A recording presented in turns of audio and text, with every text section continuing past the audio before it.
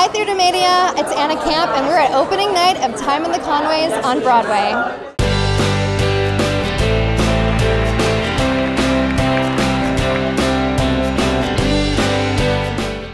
Okay, this is for the whole cast. How hard was it to recreate the time period in England that the play takes place in? We had a dramaturg who really helped, you know, fill out the sense of history and what was really happening and what happened between the two time periods that the play takes place in.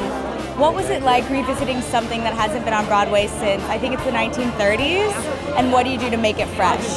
The beauty of doing a play that hasn't or is not often done is that it is fresh. The audience comes and they're like, where has this been hiding the whole time? And it's been really exciting that nobody knows what's going to happen, and how many old plays by classic writers do audiences not know what's going to happen.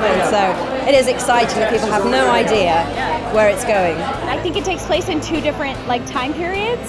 So what I'm curious to see is how they age in 20 years. My character is unique because he changes the least through the 20 years. I think everyone has these dramatic shifts, and Alan, in a way, stays very solid, which is part of his strength as a character. I always think of Hazel in Acts 1 and Acts 3 as this butterfly. And then you fast forward for 20 years and her wings have been clipped.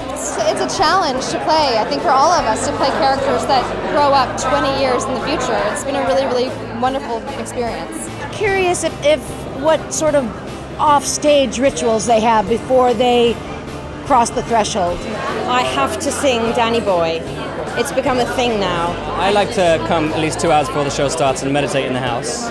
I usually listen to a little Destiny's Child. Very appropriate for the time period. I have a Red Bull and maybe a chocolate bar. Well, I am in a dressing room with Gabe Ebert, and the two of us usually end up doing some sort of improv comedy routine while we're getting dressed.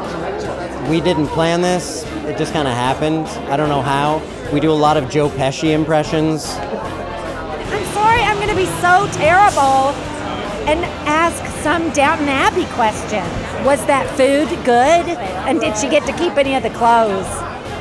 Didn't get to keep the costumes. I think people often think we get to keep the costumes, and that kind of never happens to me.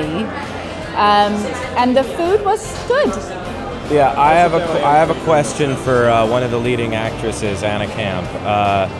My question for her is, what would she like to Postmates tonight when we get back from the party? Are we thinking froyo? Are we thinking magnolia cupcakes? Froyo!